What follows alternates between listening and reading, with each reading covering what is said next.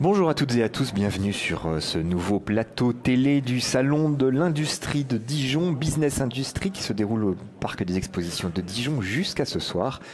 Notre échange de cet après-midi est consacré à l'école de production de Dijon. De quoi s'agit-il? Qu'est-ce que c'est que cette école de production? À quoi sert-elle? De quelle manière permet-elle aux entreprises industrielles de recruter des jeunes, des profils auxquels on n'avait pas forcément pensé avant? Pour nous expliquer tout ça, nous sommes avec Rémi Hett, qui est le directeur de cette école de production de Dijon, qui a ouvert le 4 septembre dernier, une des dernières nées dans la grande famille des écoles de production de la métallurgie. Rémi Hett, une école de production, comment ça marche? Alors, une école de production, c'est avant tout une association. On est adhérent à la Fédération nationale des écoles de production. Et la philosophie des écoles de production, c'est le faire pour apprendre. C'est-à-dire que les jeunes apprennent un métier, des savoir-faire, au travers de pratiques, uniquement par la pratique, sur des commandes qui sont faites pour des clients, qui sont donc les clientes des écoles de production en général, quel que soit le secteur d'activité. Alors donc l'école de production dispose de salles de cours, on peut imaginer, mais aussi de ses propres ateliers, de ses propres équipements industriels? Oui, c'est-à-dire que l'essentiel de l'enseignement est dispensé en atelier, à hauteur de 24 heures par semaine, pour un total de présence de 35 heures par semaine pour les jeunes. Et effectivement, on dispose de nos propres outils de production. Encore une fois, quel que soit le secteur d'activité, ça peut être dans la menuiserie, la métallurgie en ce qui nous concerne, la cuisine, le textile, etc. École de production de Dijon, vous formez à quel métier, via quel diplôme ou titre? Alors, comme toutes les écoles de production, on s'est installé sur un territoire où un métier était identifié en tension. En l'occurrence, ici, c'est le métier d'usineur, plus communément appelé fraiseur-tourneur, sur machine traditionnelle et sur machine à commande numérique. Donc nos jeunes fabriquent des pièces métalliques. Alors, ces jeunes, vous les formez à des diplômes de quel niveau? Alors on part pour l'instant sur un CAP en 2 ans, avec l'objectif de les amener au bac pro derrière. Et le bac pro sera proposé également par l'école de production? Alors il y aura un SAS, on réfléchit encore sur le développement. On imagine peut-être un SAS sur la première année bac pro pour basculer par la voie de l'apprentissage en terminale bac pro. D'où viennent les jeunes recrues de l'école de production de Dijon? Essentiellement des anciens collégiens, donc des élèves de 3e. Ils ont entre 14 et 15 ans. Ils sont tous originaires du territoire, donc de la métropole, de Dijon et puis du Val-de-Saône majoritairement. Et quel est leur profil? Ce sont des jeunes qui souhaitent s'orienter vers ces métiers de l'industrie, ou ce sont des jeunes qui ne sont pas acceptés en seconde générale? Quel est le profil? Alors on a des profils assez divers. On a des jeunes, Antoine en parlera, qui ont des projets très précis et savent clairement ce qu'ils veulent faire. Il y en a quelques-uns qui sont dans cette optique-là. Donc il y avait un trou dans la raquette, on va dire, au niveau de la métropole de Dijon sur la formation d'usinage, donc ils sont adressés à nous pour venir en formation. D'autres plutôt qui avaient des profils de décrocheurs scolaires, on va dire fâchés avec l'école traditionnelle, et qui sont venus chez nous parce qu'on leur proposait une pédagogie différente, notamment avec beaucoup de pratique et beaucoup moins de théorie. Alors cette pédagogie précisément, alors d'abord qui enseigne, qui encadre ou qui enseigne à l'école de production? Alors on a ce qu'on appelle un maître professionnel, qui est le professeur en atelier, donc qui est un ancien de l'usinage puisqu'il a plus de 30 ans d'expérience dans les entreprises du bassin. Donc c'est lui qui les prend en charge pendant les 24 heures d'atelier. Puis après ils ont l'enseignement général, du sport, du français, un peu de maths.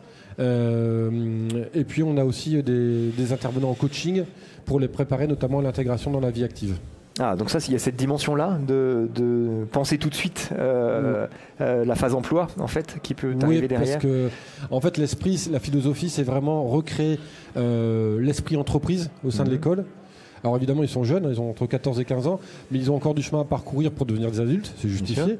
Et donc on leur donne quelques clés, quelques codes qui vont leur faciliter la vie, l'intégration dans la vie active. Par exemple, pour se présenter à une entreprise, réussir son entretien d'embauche, ce genre de choses. Alors, on a un atelier plutôt ça, apprendre à se connaître, puis à communiquer entre pairs.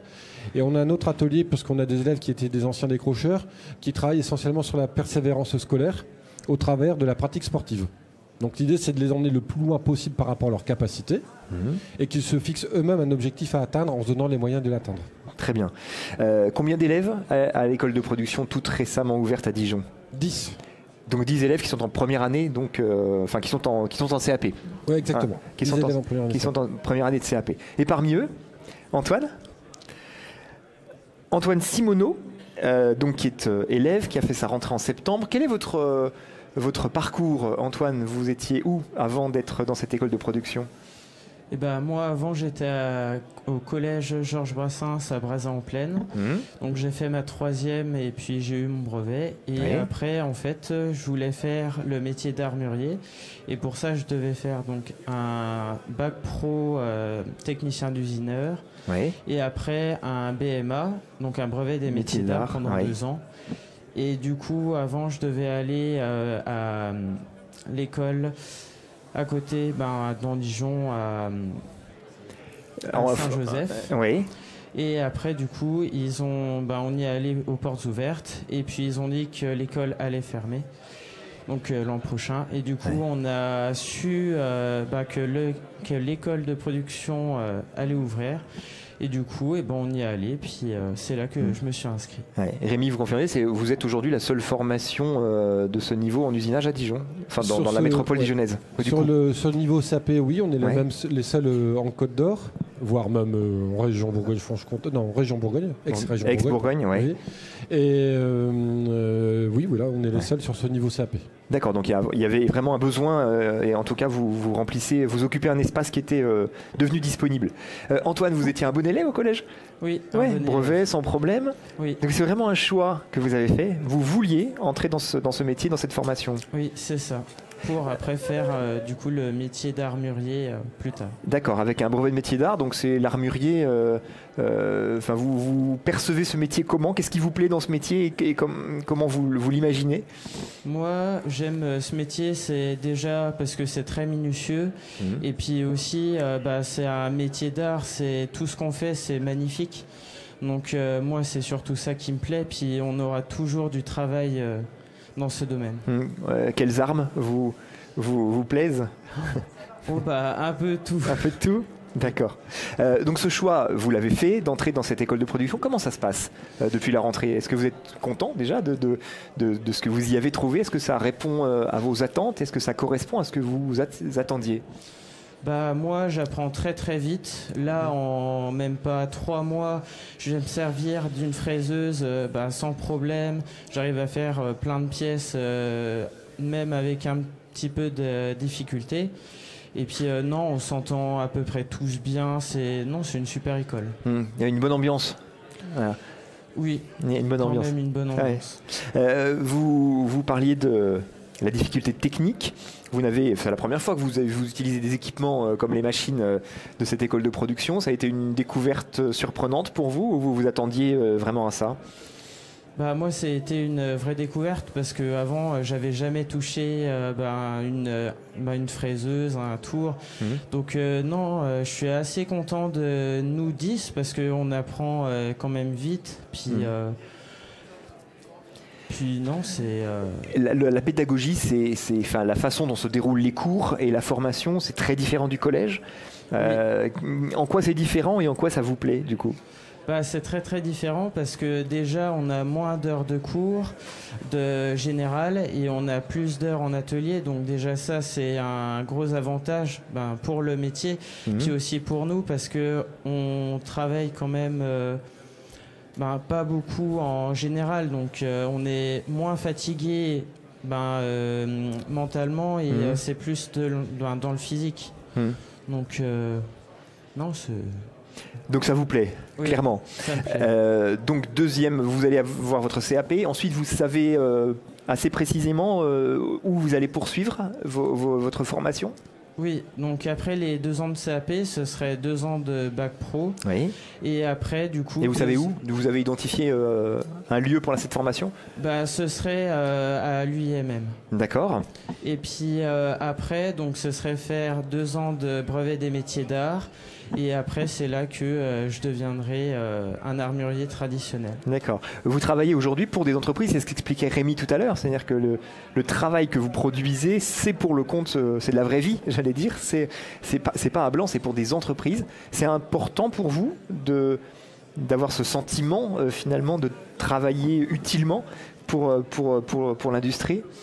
Oui, beaucoup. Parce que on sait que nos pièces qu'on va faire, ça va servir Pour après, donc oui. Donc ça, c'est une motivation, on va dire. Oui, c'est ça. Cette méthode pédagogique, elle est différente. Elle permet d'intégrer et de faire réussir des jeunes de profils et d'origines assez variées, assez différentes, Rémi. Oui, dans la mesure où on ne fait pas de cours de façon académique. Oui. C'est-à-dire que chaque pièce, comme l'a dit Antoine, qui sont fabriquées pour des clients, sont des prétextes à aborder des notions comme les mathématiques, par exemple, la lecture de plans. Ils font aussi un peu de dessin assisté par ordinateur. Mais tout ça, en fait, c'est un fil conducteur qui les amène à la fabrication de la pièce. Et à chaque fois, sur chaque application, ils apprennent de nouvelles choses. On va prendre un exemple concret. On n'a pas fait, pour les spécialistes, de cours sur la lecture de plans, par exemple. Ils ont tout appris... sur le tas, parce qu'il fallait lire un plan pour fabriquer la pièce. Et donc, comment on décode un plan, comment on le décrypte, on a tout appris ça sur le tas. Donc, c'est tout sauf scolaire. C'est tout sauf scolaire. C'est finalement l'apprentissage par l'utilisation des documents, des outils nécessaires à la réalisation du travail. Oui, c'est ce que je vous disais tout à l'heure. Hein, c'est le faire pour apprendre. Hein. Donc, un client nous passe une commande. Comment on va s'y prendre pour réaliser cette pièce ? Qu'est-ce qu'on va mettre, quel outil on va mettre en œuvre, quel outillage on va mettre en œuvre pour la réaliser, quelle machine on va utiliser. On va faire un contrôle qualité en sortie pour vérifier que les pièces sont conformes par rapport aux attentes du client. On a quelques déboires, mais ça fait partie aussi de l'apprentissage. Oui. S'apercevoir qu'on ne fait pas du 100% de réussite tout le temps. Ça fait partie de l'apprentissage. Et puis après, ils vont livrer chez le client. Donc ils rendent compte aussi. Ça les responsabilise par rapport aux missions qu'on leur confie. On est vraiment dans une approche confier une mission à un jeune, le rendre responsable et lui faire confiance. Et ce contact avec l'entreprise, il est déterminant pour la suite. C'est le premier contact avec le monde de l'entreprise. Il y aura des stages, il y aura des passages en entreprise dans le cadre de la formation. Alors, ce n'est pas spécialement prévu en première année, parce qu'en première année, en fait, ils ne disposent qu'une semaine de vacances sur les 2 traditionnels de leurs copains qui sont en lycée. Mais sur cette semaine, on est en mode entreprise 35 heures semaine. Il n'y a pas de cours d'enseignement général. Par contre, ils iront en stage en 2e année, probablement en ce qui leur concerne en début d'année scolaire, à la rentrée 2024. Alors on va préciser que les écoles de production comme celle de Dijon, il y en a d'autres dans la région. C'est un vrai réseau aujourd'hui qui se constitue à l'échelle de la région et de la France entière. Alors au niveau de la région, il y a forcément une forte implication de l'UUMM en lien avec le territoire. Donc il y en a une à Châlons, une qui va ouvrir prochainement au Creusot, il y en a une à Belfort, il y en a une à Dole qui n'est pas dans l'industrie et une dans le bois, 2 dans le bois, pardon, à Saint-Loup-sur-Semouse en Haute-Saône et une dans le Morvan. Mais qui sont toutes en fait pilotées et voulues par la branche, par les entreprises, par les professionnels. C'est ça qui est important à retenir. Il faut forcément qu'il y ait une dynamique territoriale qui associe les entreprises. Et qui associe les entreprises, c'est-à-dire qui répondent à leurs besoins. Donc il y a tout un travail en fait d'identification des besoins du territoire, des postes à pourvoir, des métiers en tension sur le territoire. C'est ça la démarche. Exactement. En ce qui nous concerne, au départ, c'est une volonté de Dijon Métropole qui a sollicité l'UMM. L'UMM a sondé ses adhérents, et les adhérents ont fait apparaître le métier d'usinière comme en tension, donc ce qui a justifié l'ouverture de l'école à Dijon. Vous n'êtes pas inquiet pour le débouché professionnel de vos élèves ? Et je pense qu'on en réalité, du coup. Non, je pense surtout qu'on n'a pas assez d'élèves. Ah oui. Alors, c'est-à-dire, vous aviez plus de places ouvertes que ce que vous avez pu recruter ? Non, c'est par rapport on circule dans ce genre de salon, on s'aperçoit que la demande est très forte sur le métier d'usinage. Nous, on va former 10 jeunes par an. Visiblement, le potentiel est... C'est votre capacité. Vous n'avez pas de place libre, j'allais dire. Vous avez 10, c'est bien. On pourrait monter à 12, mais 10, c'est raisonnable pour une première année. Après, on verra au fil du temps. Mais je pense qu'on ne forme pas suffisamment par rapport aux besoins des entreprises. Et ces élèves ont vocation à aller travailler avec leur CAP ou, comme Antoine, à poursuivre leurs études vers le bac pro et éventuellement se spécialiser ensuite sur un métier spécifique. Non, mais nous, on les invite à être ambitieux, donc il faut qu'ils poursuivent vers le bac pro. On a certains jeunes qui, je pense, ne s'imaginaient pas poursuivre après le collège et on est en train de les tirer vers le haut. Donc il faut continuer sur cette dynamique-là. Puis bac pro, BTS, il ne faut rien s'empêcher, surtout. On a eu ce matin beaucoup d'échanges autour de cette table, dans ce plateau télé, autour des difficultés de recrutement des entreprises industrielles et autour de la nécessité, du coup, d'aller chercher ailleurs ou d'aller chercher auprès de viviers qu'on ne soupçonnait pas forcément ou qu'on n'exploitait pas forcément des profils et les compétences de demain. L'école de production, elle entre pleinement dans ce contexte de sourcer différemment et de former différemment? En fait, au niveau de l'UMM, on mène des actions complémentaires. Il y avait le GIEC ce matin qui s'adresse à un type de public. Nous, l'école de production, on s'adresse plutôt aux jeunes. Donc on essaie de quadriller le territoire avec un maillage qui permet d'identifier des potentiels qui peuvent s'orienter vers les métiers de l'industrie. Voilà. Avec des résultats derrière, en tout cas, Dijon évidemment n'a pas de recul, vous venez d'ouvrir, mais ailleurs en tout cas, ça répond aux attentes, les jeunes trouvent tous des débouchés et répondent, on va dire, en quantité, pas forcément, mais au moins en qualité, aux attentes des entreprises. Oui, c'est un dispositif qui est éprouvé, hein. Les plus vieilles écoles de production ont plus de 70 ans, elles sont reconnues maintenant pour leur savoir-faire. Nous, l'enjeu, le challenge, il est là, hein, c'est qu'on soit aussi à terme reconnu pour la qualité de notre formation, au même titre que les autres écoles de production. Est-ce que Dijon a vocation à former à d'autres métiers ensuite? Vous allez me dire, ça dépend des besoins exprimés sur le territoire? J'ai envie de dire, on va faire une chose à la fois. Ouais. Donc, ça y est, c'est parti là. Oui. Non, mais l'idée, c'est déjà de bien implanter notre école sur le métier de l'usinage. Ouais. Évidemment, on sait aussi qu'il y a d'autres métiers en tension au niveau de la chaudronnerie, la soudure. Pourquoi pas se développer sur d'autres métiers? Mais d'abord, je pense que c'est important de se concentrer sur ce qu'on a mis en place. Et une fois que tout ça fonctionnera parfaitement, pourquoi pas se diversifier. Avec ce souci aussi de la proximité. Ça, c'est très important. Vous avez cité plusieurs écoles de production dans plusieurs villes de la région, avec des recrutements qui sont locaux parce que la mobilité peut malgré tout être un blocage quand on se forme. C'est la spécificité des écoles de production, c'est qu'elles sont ancrées dans leur territoire. Donc on ne va pas chercher forcément à rayonner au niveau régional, voire national. Ce qu'on veut, c'est que les jeunes du cru puissent en fait répondre aux besoins d'emploi du bassin. Donc on travaille localement, on parlait de proximité, alors il y a la proximité géographique, il y a aussi une proximité d'accompagnement. On se connaît tous bien, hein. Les jeunes, nous on se connaît tous bien. Il y a un climat de proximité qui fait qu'aussi on apporte une autre attention à nos jeunes qui ne retrouveraient pas ailleurs dans d'autres structures, et pour certains c'est plutôt bénéfique parce que ça permet de les remettre en selle au niveau de leur scolarité. Ouais. Antoine, si vous étiez au collège de Brazay-en-Plaine, c'est que vous habitez plutôt dans le Val-de-Saône, j'imagine?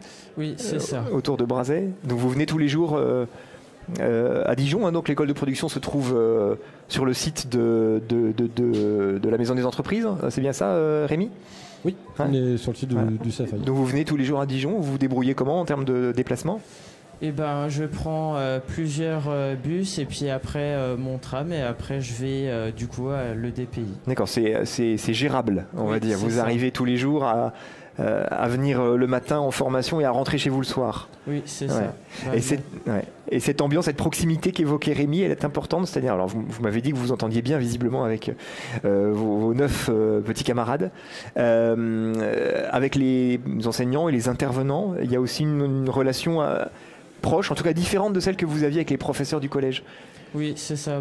Moi, quand je viens, je trouve que c'est toujours très convivial. On s'entend tous bien, on rigole. On s'entend tous bien. Bon, vous rigolez, puis vous bossez aussi. Hein. Oui. Hein, voilà, vous avez fait des trucs. Tout en travaillant. Ouais, c'est ça. Ok. Et avec les intervenants, il y a cette proximité. Ils vous parlent de l'entreprise. Il y a ce rapport aussi d'échange et de discussion avec eux. Oui, on parle un peu d'entreprise aussi, pour se gérer nous-mêmes quand on sera aussi employé. Vous vous sentez prêt déjà à aller dans l'entreprise, présenter vos travaux, présenter vos produits, montrer ce que vous savez faire? Moi, je pense que oui. Ouais. C'est super. Merci beaucoup. Rémi, est-ce qu'il y a des filles dans cette formation? C'est un sujet, ça, la féminisation des métiers industriels. Non, mais elles sont les bienvenues. Elles seront les bienvenues, ouais, évidemment. Alors c'est parce qu'il n'y a pas de candidates, il n'y a encore pas de candidates ou pas assez de candidates sur ce type de formation et sur ce type de métier. Oui. On n'a pas de candidates en fait pour l'instant. Ouais. D'accord. Alors on lance l'appel aux filles qui voudraient se lancer dans ces métiers. Elles sont les bienvenues. Très bien. Merci beaucoup à tous les deux. Donc je rappelle l'école de production de Dijon qui est installée depuis le mois de septembre sur le site de la Maison des Entreprises à Dijon Nord, avec 10 élèves en formation de CAP usinage. Et puis écoutez, on souhaite bon vent, bonne réussite à Antoine et à tous ses petits camarades qui sont venus le soutenir sur ce plateau télé de Business Industrie. Bon salon, bonne journée.